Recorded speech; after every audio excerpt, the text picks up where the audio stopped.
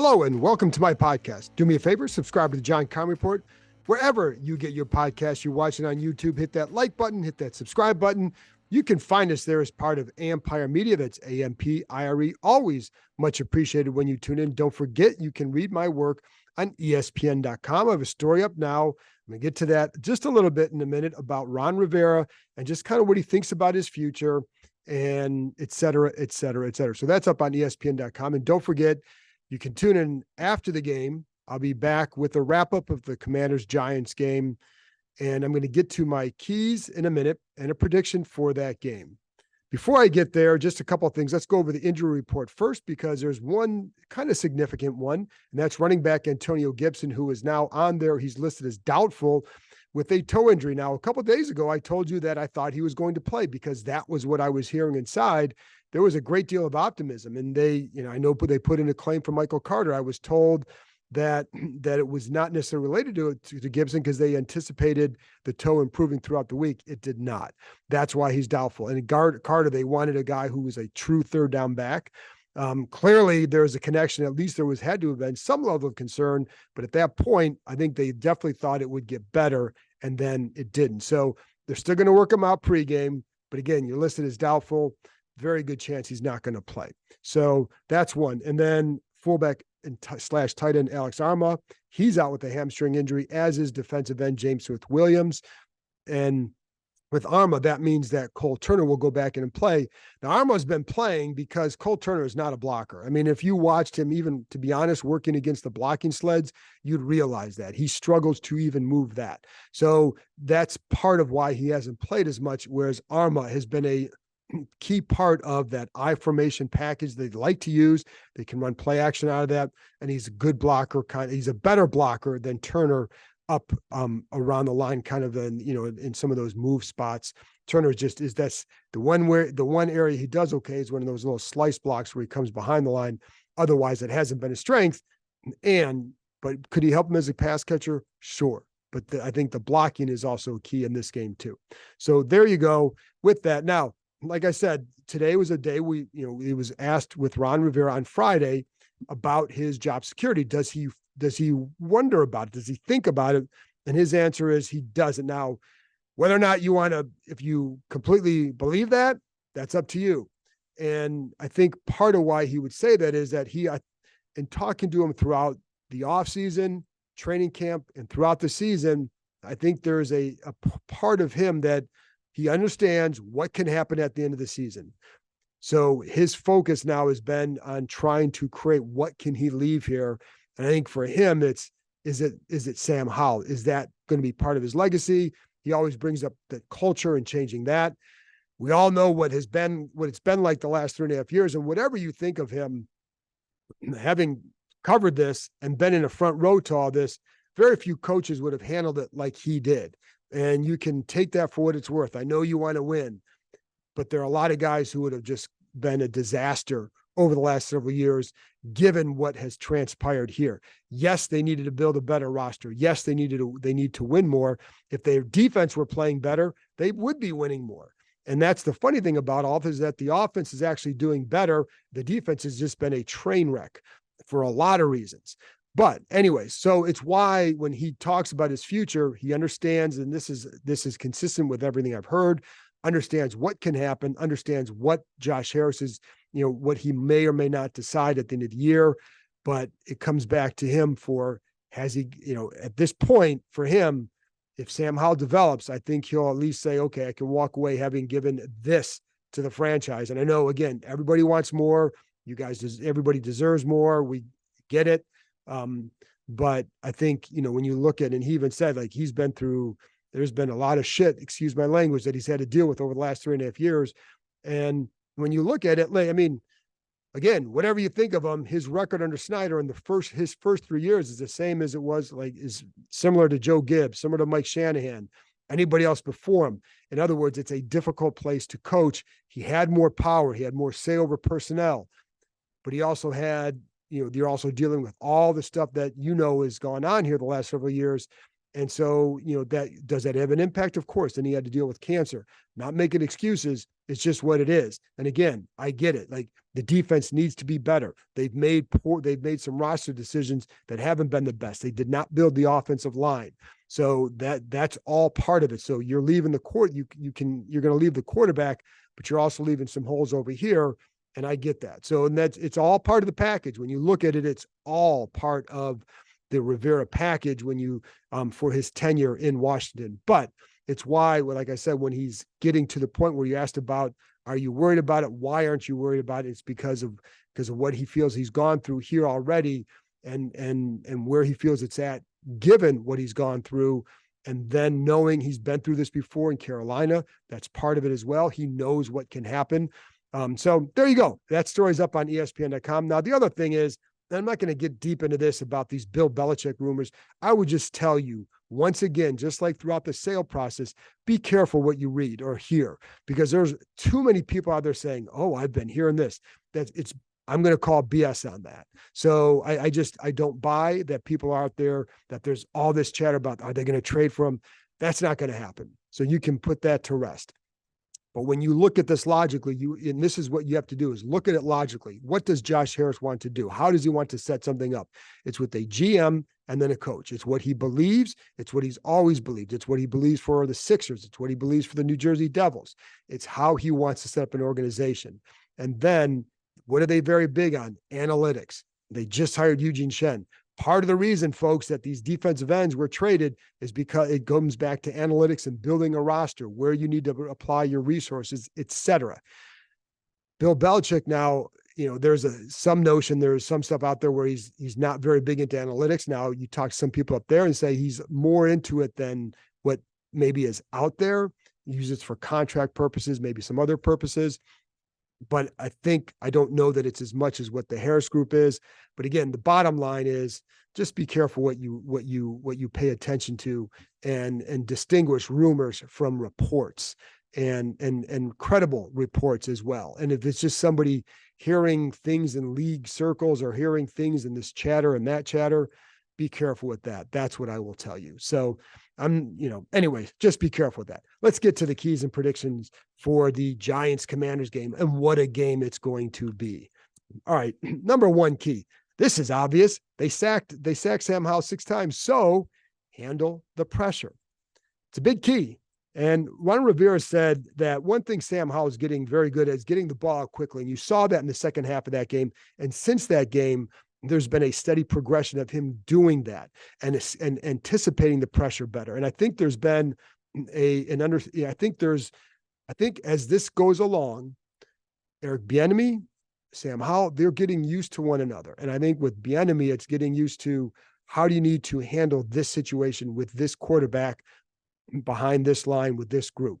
It's different than what you had in Kansas City. And maybe it took them a little bit of time to get to that point where you understand that, because the kid was he wasn't getting beaten up as far as like the kid was walking around like he was hobbled or anything like that.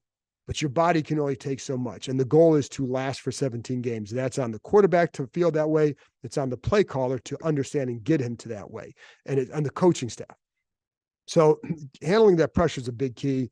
And the other thing, one of the things too, that he had been staring at guys a little bit too long. And the funny thing is, and I told you, go back to the film review, I was talking about this. There were a couple of times where I felt like he got out of the pocket just a little bit early. If he had hung with a play just a titch longer, he may have had a 15 to 20 yard gain. However, what I'm going to say is that I think I'll take what he's doing because it's keeping him out of negative situations. Maybe he missed on a couple throws, but again, he's thrown for over 300 yards. I mean, he's doing pretty well with that. So, but there's that. So there's that. Now we're at the point like, maybe you could have done this, but if you're taking the check down and getting positive yards, I'm okay with that, because I think he's still learning what to do, but I like that he's anticipating some of this and in getting out of there and not resulting in negative plays. So that's a couple of things. It's also about the protection schemes. So I'm going to give you some numbers. In the second half of the first game, they used 7-man protection 12 times. It's the most they've used all season. For example, in the second half of games all year, they've only used a 7-man protection 23 times. 12 of them were in that game. it worked. I think it was like 6 for 11 on throws in that situation, but he did a good job. I think there was only one sack out of those 12 in the first half of that game. They use a 6-man protection, 6-man, 5-man protection in the first half. He was 8 for 19 with the sack. When they use 6-man protections in the first half, 4 sacks. So that's a big deal. So that 7-man protection was a big deal. Now, who knows that? Wink Martindale, the Giants defensive coordinator. So it's not as simple as just, hey, do that again, and et cetera. The other thing is, and this is why I'm excited for this game from a learning standpoint, is just to see how does Howell handle this. In that first game, he started doing more protection calls in the second half, helping out center Nick Gates. And that was a big thing. That's also partly why they made the change to Tyler Larsen at center. And, again, clearly Wink Martindale is going to be preparing for those 7-man protection schemes. So how does Washington counteract that? Do they maybe have some different packages with that, or some different calls off of maybe a 6-man scheme, knowing that you may have a look somewhere else? So that's going to be one of the chess match deals with this. And I think that's why I like this game, because it's a really good chance for Howell to show, and the offense to show, how have they grown since that game, because that pressure in the first half was bad and they did not handle it all. The coaching staff didn't handle it, and Sam Howell had some trouble with it. So here we are. With Wink Martindale, you never know what he's going to do. So the one thing that these guys have learned is that pretty much by the first third down of a game, they're going to get a sense of what the package he's bringing that game, what type of pressure package he's going to use. And then he typically uses that throughout the game. So if you can diagnose that right away, you should be able to have your package ready for the rest of the game if you have planned properly. So that's something that, in the first game, there was obviously a lot of blitzes, but a lot of pressure to the middle, some stunts in the middle, and a lot of press coverage. So we'll see what they opt for this game. And they're going to be aggressive. They always are. It's what he does, but they definitely pressured the middle. And that's why, again, Larsen is in there instead of Nick Gates. Nick Gates had a real hard time against Dexter Lawrence, about anybody who was rushing in that middle. So, he was eaten up. So I think that's something that look forward to seeing this game. How big a difference does Larsen make? Because he's, again, just stronger than Nick Gates. And I think it's by 30 pounds. I've told you that before, but now you know again. Also, the awareness on these stunts. There were a couple of times where Sadiq Charles allowed some pressure because they weren't ready for it. They didn't, and this is where the protection calls come in. If you're sliding a certain way, you're not anticipating the stunt, getting home free without anybody. There was one time Sadiq Charles is perpendicular to the line of scrimmage. So the stunt man just comes to the inside right by him. Nobody knows, easy sack. So the awareness that you need to play with is big. That's on Chris Paul. Chris Paul's been okay in there. I mean, if I'm them, I'm drafting a left guard and I'm plugging that dude in next year. But with Chris Paul, he does have that strength. And I think that's going to, hopefully for them, pairs well inside. So that's a big key. Handle the pressure. Duh. All right, number 2, stop the legs. Now, that means Saquon Barkley in that first and foremost. I mean, if you can stop Barkley and put the game in Tommy DeVito's hands, you're in pretty good shape for this one. Tyrod Taylor in the first game, there were a number of people here who were more concerned with facing him than they would have been facing Daniel Jones. Taylor makes more plays with his legs, as much as Daniel Jones has hurt them with his legs. Usually it's with Taylor was a little bit more improvisational, but he was also a more aggressive deep ball thrower and a good deep ball thrower on some of those fades, as we saw. So, but with DeVito, it's different. So it goes back to Saquon Barkley and you have to stop him. I think Washington did a good job of containing him in the first game, 21 carries, 77 yards with a long of 12. There were a couple drives where he was more effective. They were able to spread and create some gaps in that defense. He does like to cut it back in. You have to have the help back there inside, and you've got to make the tackles. That's Percy Butler has missed too many of them. I think, like I said, he did a nice job last week up until that missed tackle. but they always talk about capping the run. That's the guy and the last guy making the tackle. Derek Forrest was good with that. And by the way, a little Forrest update. He's probably a couple weeks away from returning.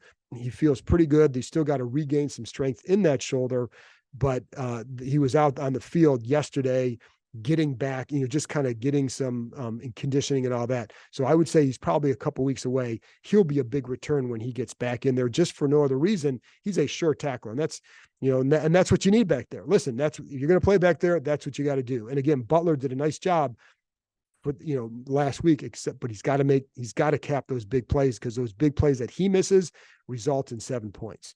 So that's one thing, again, with Barkley, get him to the middle, but you're going to get him to the middle. Make sure your help is there. Those defensive tackles have got to dominate in this game. And, not all of it is on them in terms of their pressure numbers, whatever, but they're the ones who make the big bucks. They're the ones who this defense is built around. So they need to go out there and make those plays. And I do think, like, this is a weak interior offensive line for the Giants. They need to really handle that in the center. I know that there's a feeling like, how strong is he? And they have big fellas here like John Ridgeway. He can certainly motor through that or power through that. But Payne and Allen have got to do their jobs. And I think they'll have a good game. I'm just going to make a little bold prediction there, but they're going to have to do it because that interior is not that strong. And Andrew Thomas may be back for the Giants. He's on the injury report. But if Justin Pugh inside, like, that's an area where they can take advantage of them for sure. Now, the other thing is with the legs is Tommy DeVito's legs. He's not a slow dude. He's probably about a 4.6 40 guy. So he's got a little bit of quickness, and that would make him faster than Sam Howell. Now, Howell's strength is, one, he's strong. Two, I think he's got some shiftiness and good vision. That's the strength of Howell. DeVito can hurt you with the legs. It's hard to measure him by how he played against the Cowboys because they got down so fast. He gets down fast, it's a wrap. But he did hurt them. They were down 28. They were losing 20-0, but he did have some nice gains up the middle. If you leave some gaps, that's where he can hurt you. And you don't want to, in this game, allow him to start making plays and feel comfortable, especially if the game is not decided yet. And so I think you got to make sure that you put him behind. So that leads to my third key, which is jump on them early. For goodness sake, jump on them early. Now, I don't usually like to have things like that. I like to be more specific, but in this game, man, that's what it is. You're playing at home. You're playing a team that's beaten up. You're playing a team that has had a terrible year. And even at this point, probably just wants to get the season over with. And we're still got a ways to go. Take them out right away. It's simple, right? Can this team do that? If they want to sit there and talk about, like, hey, maybe you can still do this or that. Well, it starts with, take this team and put them away and do it early. Now, you're not going to, I don't know that they're explosive enough to get up by 21-0 in the first half, but shoot, you should have some chances defensively to make some plays to help your offense. And they haven't done enough of that lately. So that's one way to do it. And again, get those defensive tackles. You got to eat, fellas. That's what you got to do. And, again, the interior pass rush, it's been interesting, folks. And I'll tell you what, there was an interesting comment from Ron Rivera today talking about the Seattle game. He's like, hey, if we had, and these are I'm paraphrasing him, if there had been a better pass rush, could have helped in that Seattle game. Well, that's kind of code for, kind of wish we still had Montez Sweat. And, whatever, he's gone. But it was an interesting comment that he made. And listen, he's right. If they'd still had Montez Sweat, maybe they win that game because there were opportunities for that. Now, I think Casey Toohill can make some plays in this game, but without James Smith-Williams, F.A. Obata, listen, man, we always talk about Chase Young freelancing. I'm not sure anybody likes to freelance more than F.A. Obata, but he can help when he plays right. And then I'm curious to see what the young kids, KJ Henry, Andre Jones, do as well. And they've, just have they progressed? We will see. On offense, I like the way that that Sam Howell spreads the ball. And that's part of the offense. And it's also how using that vision, keeping plays alive, finding guys on the move. And he's done a really good job with that. Now, without Gibson in there, you look for more Chris Rodriguez. Derek Gore will be elevated off the practice squad. right? So a big key for those guys will be the blitz early on. But I think the one thing too with Robinson, and it's not going to be the same kind of game against Seattle because they run a different kind of defense. And the Giants did a good job of running the stunts in the middle and pressuring off the edges, right? So you're pinching Howell up inside. There are very few places for him to go. So it's really going to be about getting the ball out quick and getting that protection. So the blitz pickups for those guys will be key. And Rodriguez, I feel, is good with that. He can catch the ball pretty well too. We know what Robinson can do. I think Robinson is really good at that. And so that's going to help. But the other thing is, obviously Terry McLaurin against Deontay Banks last time. One of the things they did well, and I'd like to see more of this in this one, he ran some fades, but also those crossing patterns. And McLaurin is really good on, he had a couple deep balls against Banks where Banks's coverage isn't bad. And I like that kid. I do like him. But I think that McLaurin at the top was just a little bit more physical and able to win at the top of those routes or down, at the end of the routes, I should say. And so like I think I would look for some of that, but he also did a good job then of really setting him up to beat him inside on some of those crossers. Mix it up with him and you got a good chance to do it. And then attack Trey Hawkins, their corner, number 37. I think if you do that with Dotson, you're going to have some success in this one as well. And so, listen, Giants aren't playing well. So this team better win the game. And, Giant, we know they're going to be aggressive, but jump on him early, put DeVito in a position where he's got to win with his arm, and then make some plays on defense for a change and help this offense out. So that's what I think is going to happen. I think they will do that. I think, listen, it's hard not to like. How do you not like Washington in this game? I'm going to go 24-10 Washington, and just warn you, I'm always wrong about this game. But at some point, I'm going to pick a game right in this matchup, and it's going to be this one. So there you go. Those are my keys and prediction for the game. Again, thanks for tuning in. I'll be back after the game, wrapping it up. Giants Commanders. By the way, go check out my son's podcast on college football, Between the Hashes. And you can go back on Thursday. I had an interview with Terry McLaurin talking about Sam Howell and just kind of where he's at in his development, how he sees it. Give that a listen, and I will talk to you next time.